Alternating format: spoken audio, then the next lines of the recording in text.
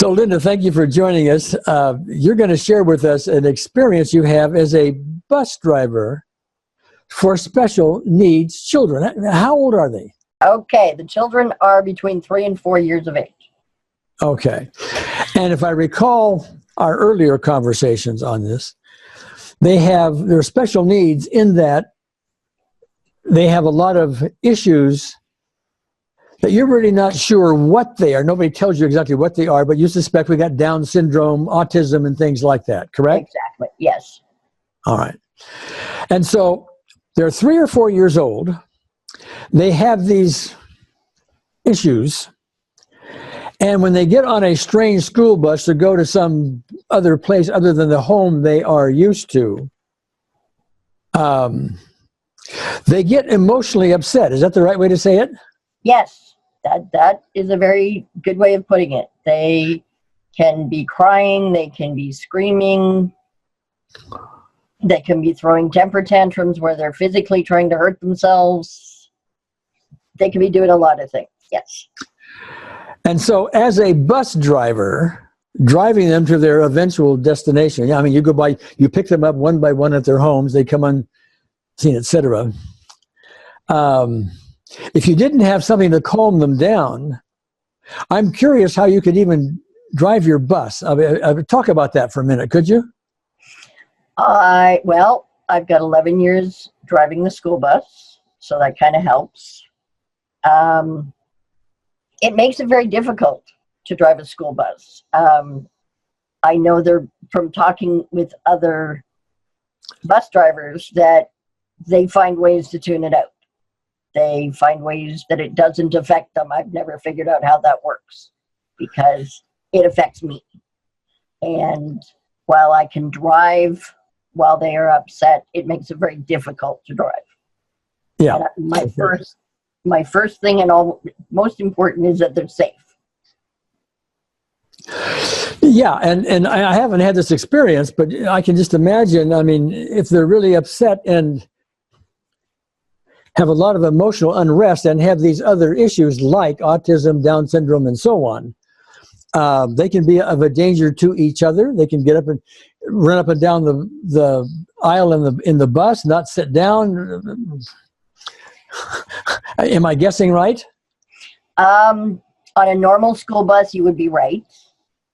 This special needs bus that I'm driving has what's called integrated seatbelts.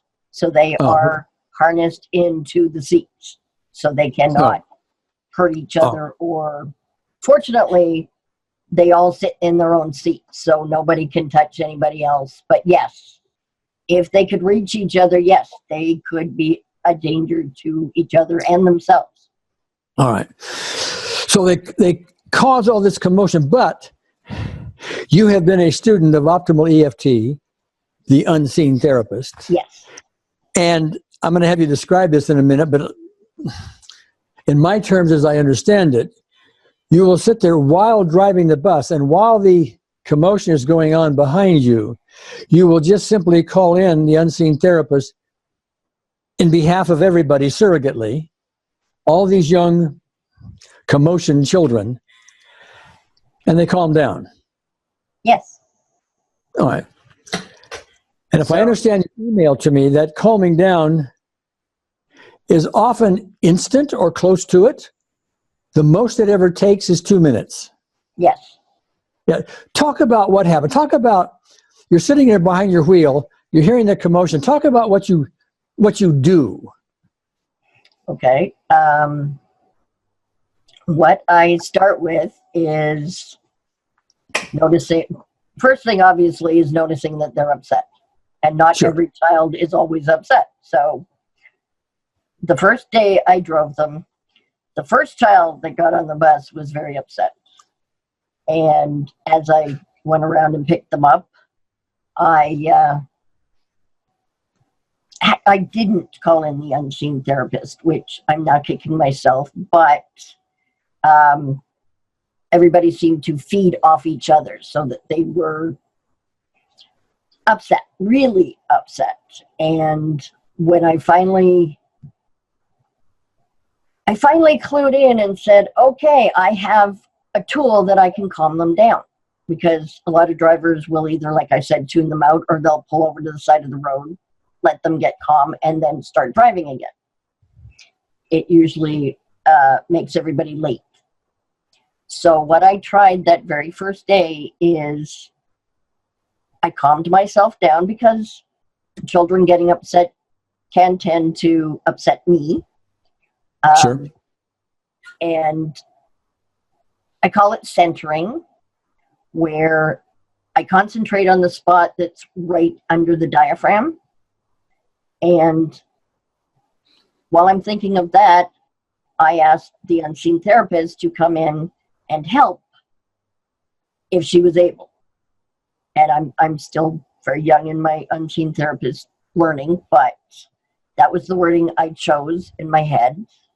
And like I said, within 2 minutes, this is the first day of school, first time these kids have been away from their parents on a strange school bus, and they stopped crying. It was amazing. It was, thank you, unseen therapist, because I had no other idea of what to do to calm them down. All right. So you did that once on that first trip, but you have had many other trips. Yes. Have you done it every single trip? Have they tended to calm down in the meantime, or what happens after the first trip? Guy that is just not happy on the bus. And the first week, I think a lot of it had to do with him becoming ill, because by the end of the week, he was rather ill at home with Dad. The other one... I'm sorry, you said he was ill? Yes, he was becoming sick over the week. Yeah. And he was the one that kept crying. As soon as Dad left him, he would start crying. Sometimes it didn't take that long. Sometimes he'd be crying as his dad is getting him on the bus. And I would call in the unseen therapist just for him. And it was amazing. He would, and it gets less and less every time, he would stop crying. He was not happy, I would imagine, but he would stop crying. I would imagine, but correct me if I'm wrong, but if you do this with some consistency, every time they get on the bus, you bring an unseen therapist, there's a calming effect, and so on. After a while, you need to do less and less of it, and they just tend to be calmer. Would I be right? Oh, yes. In fact, one child, I'm told, is not very friendly or happy. And on the bus, he is, the caregiver that puts him on the bus is always amazed. He's ecstatic to see the bus. He is, gets on the bus and says, "Yay, bus." At school, he says, "Hooray!" So it's been wonderful to see. And the only thing I can think of is the unseen therapist, because as I've been told, this child is not a happy child. Yes. Okay. All right, Linda, I want to thank you. This can be of use to not only bus drivers, okay, but just about anybody who's dealing with children and or groups of people, like school teachers, for example. Okay, one example of all that. So I think your message is going to be helpful to everyone. You're doing all this surrogately, is the word that we use, and in behalf of everybody else. You're not sitting them down one by one and saying, "Okay, now let's bring in the unseen therapist for you." You're just simply sitting behind the wheel of your bus. Yep. Bringing her in. All right. Good. Linda, thank you. Big hug to you. Very nice. Thank you, Gary. Big hug. Appreciate your time.